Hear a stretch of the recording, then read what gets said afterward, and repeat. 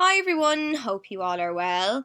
Today's video is in conjunction with Beauty Bay. It's not a sponsored video, but they did let me pick out some bits and pieces from their site, and this is the look that I've come up with. All products used are linked below, and they are affiliate links just to let you know, so let's get started. The first thing I'm doing, as always, is priming the eye area. I'm going for a matte look today, so I picked out this Zoeva matte primer. When you squeeze it out of the tube, it looks like there's pigment to it, but that kind of fades as you apply it. And I'm just using a synthetic brush to add the primer anywhere that I'm applying shadow, and this will just help the shadows to last all day long and to appear as vibrantly as possible. My palette of choice today is the ABH Soft Glam eyeshadow palette. Now I have a couple of tutorials planned for this palette, but I decided to kick off the series with a matte look.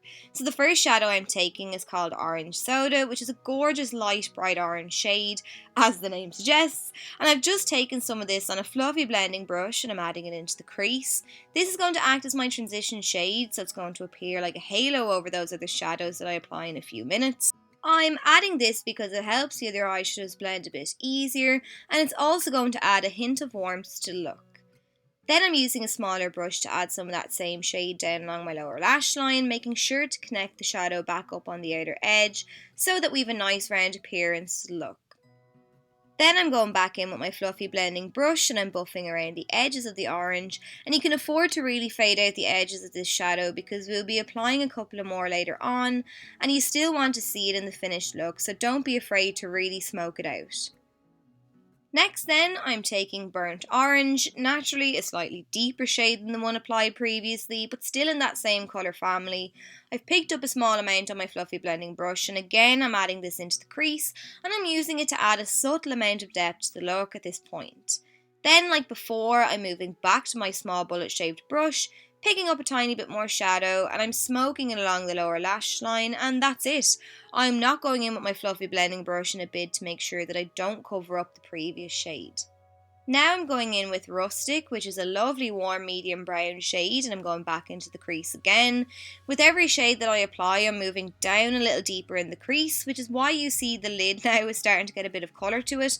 That's okay because we're going to build on that in a moment. So as before, I'm just rocking my brush back and forward and using circular motions to apply and blend this shade into the crease. And then once again, I'm continuing that shadow down along the lower lash line. Now I'm going in with the darkest brown in the palette, Cypress Umber, and I'm using an angled brush to pack this shadow down along the lower lash line, close to my lashes. And if you get a bit of fallout, don't panic, I just blow it away and that solves that. It's easier to do it that way rather than try to remove it with your hands or a brush and risk smudging the shadow across your face. Once I've added that shadow, then I'm smoking it out with my brush just so that it doesn't look too harsh. Then I'm using a C-shaped brush to apply that Cypress Umber shade to my eyelid.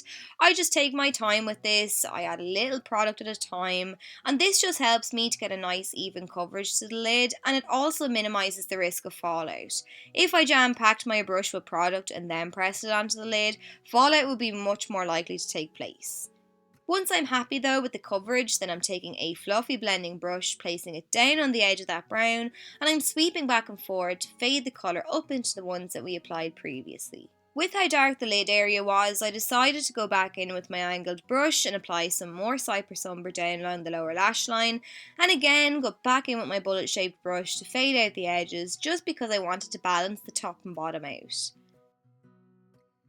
Next then, I am taking Noir and I'm pressing this eyeshadow into the lower lashes, starting on the outer corner of my eye and working my way across into the tear duct, and what I do to the bottom, I'm doing to the top, so I'm just pressing that black up into the upper lash line. And once I've made my way across the eye, then I'm taking a pencil brush and I'm feathering the brush over the black to fade it out to give me a nice smoky feel. Usually I'd add it just to the outer third of the eye, but I liked how it looked fading from the lash line up. For the waterline, I'm taking a black kohl pencil, and not only is this one budget friendly, but it's nice and creamy and very easy to apply. It just glides onto the eye with ease and it's nice and black.